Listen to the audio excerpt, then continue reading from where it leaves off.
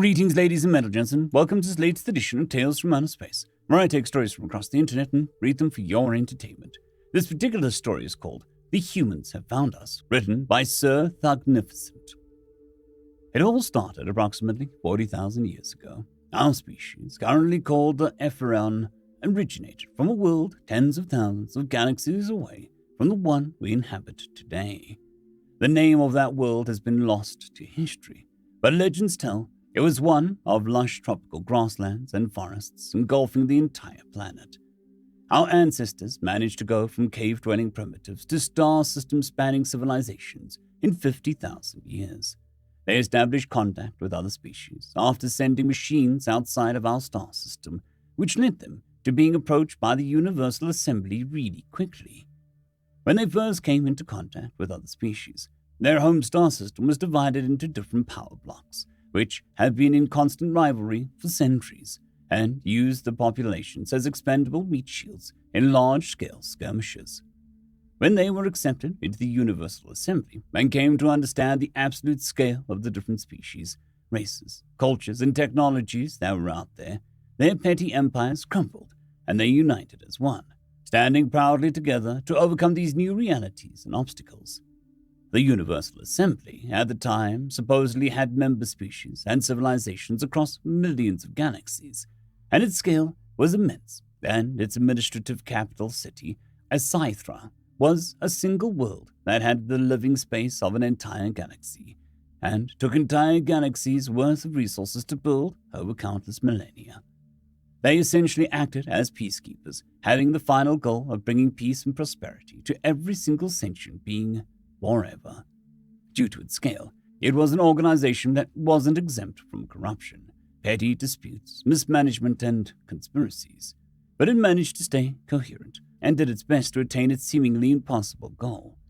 Each member species sent one single representative to the assembly, had the right to an embassy in HFY, had to send at least 0.1% of its population to UA's peacekeeping force, whose entire manpower at the time was more than 1 trillion times larger than our entire population, had to pay taxes in exchange for protection, coupled with an innumerable amount of technological and social benefits.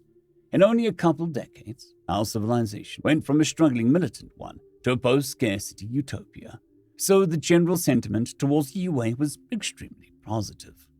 135 years after our species joined the UA, something strange happened. Thousands of galaxies away from their home galaxy, a conflict that would change everything came into existence. One that would change the course of history for the entire universe. Entire star systems were quickly falling apart, conquered by a murderous force, one by one. Over the course of a single year, more than 10 million star systems fell to the hands of those calling themselves humans. Dangerous and militaristic species that came into contact with member species of the UA were not rare at all. But this time, the scale and pace of the invasions and the horrors and the atrocities were starting to become a little alarming for UA Council in charge of the local galactic group. They reacted by amassing a force of 500 trillion soldiers and sent them to deal with the problem. Supposedly, it was seen as a moderate force at the time, and some complained that the UA was underestimating the problem. Sadly, their concerns were rapidly proven right, because these 500 trillion were surprisingly not prepared at all for the enemy that they had to face.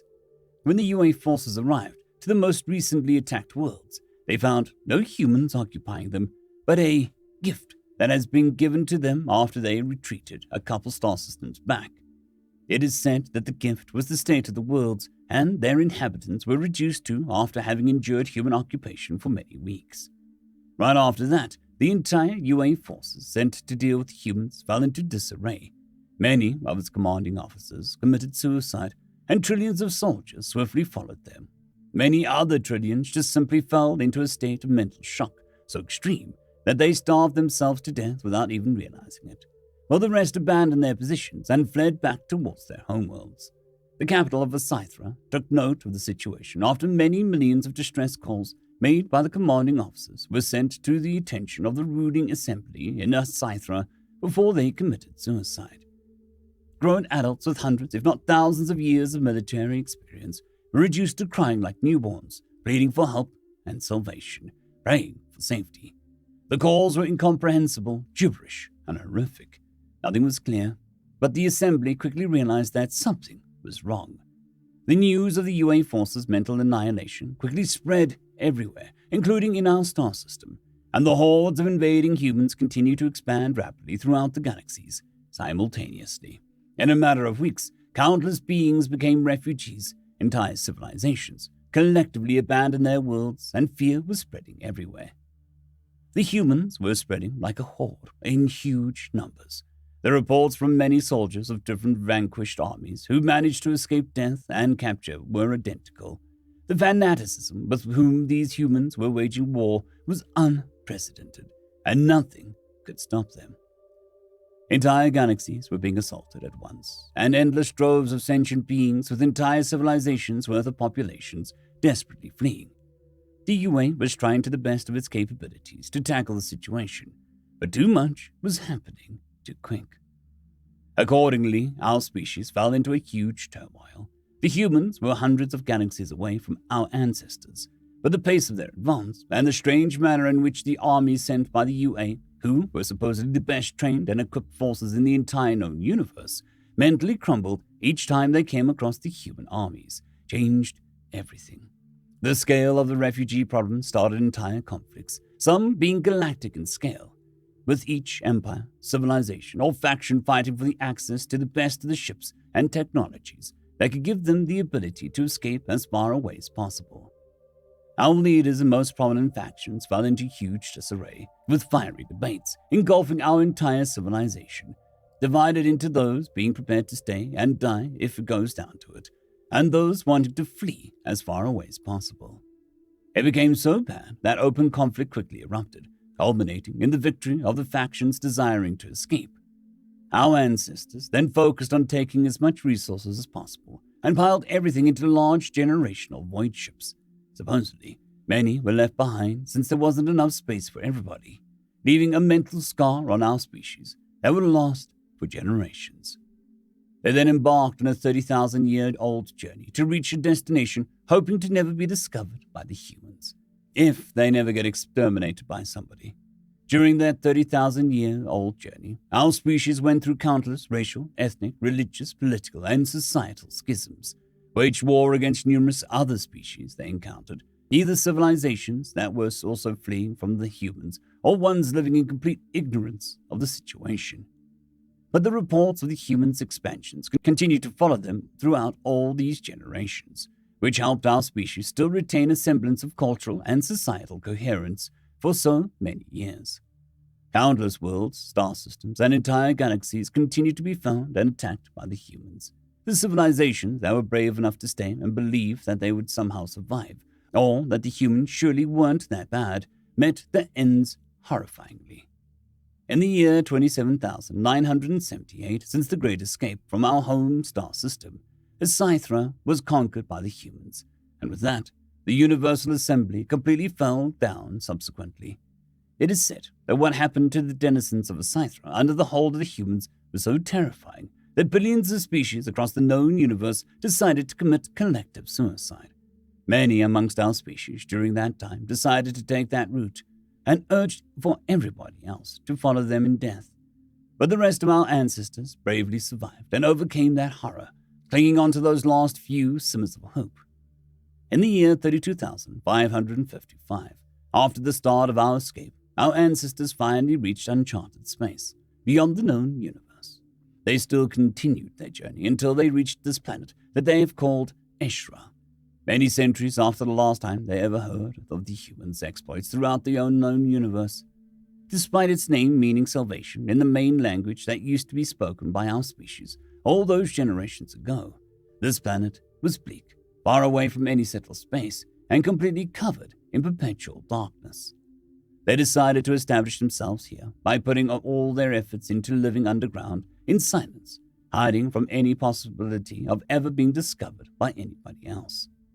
Having been restricted to living inside large ships in the void for millennia severely impacted our species' psyche and physical traits, which made accommodation to this world extremely difficult at first.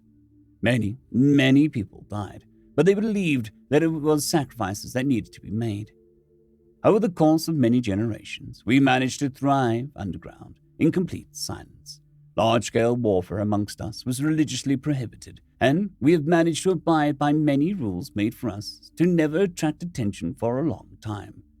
And for many thousands of years, we never heard of the humans or any other species, despite the efforts being made for the primal fear and prudence of humans to be passed on from generation to generation. Eventually, we became complacent.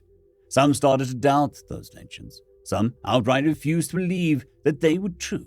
Others started the flames of curiosity for what's out there, of the countless things our species was depriving itself from due to what they considered being unfounded fears. Many regimes rose and fell that brutally suppressed all of these dissident voices for generations, which led to many of our species feeling oppressed and wanting freedom. Freedom from them, meaning the abandonment of having to live underground without ever seeing what's out there, of ever seeing the stars, the sky, the universe. And thus what was bound to happen, happened. The brutal regimes keeping our species underground collapsed due to revolution, and we went out on the surface. Frustrated at the sight of this bleak world, we aimed for the stars. Machinery was sent out there to know if other species actually existed beyond our world. For many decades, there was complete silence, and because of that, we started to believe that we were alone. If there is no signal, it is because all the humans and the other species annihilated one another, some thought. It's because there have never been any humans, and we are the only ones that have ever existed. Thus the stars are our birthright, others believed. But then, it happened. 72 years after the very first machines were sent beyond this world, we finally got a signal back. It was a message. Someone, somehow, somewhere, responded to us. We made sure for the machines that we sent to be able to make any receiver able to understand our language and communicate back in a manner that we would understand. The message was only a couple seconds long, and it said this, whispering audibly. "We are humanity." The voice slithered through the empty silence surrounding it, each word dripping with malice, the breath behind it almost a hiss. "And we've found you." End of story.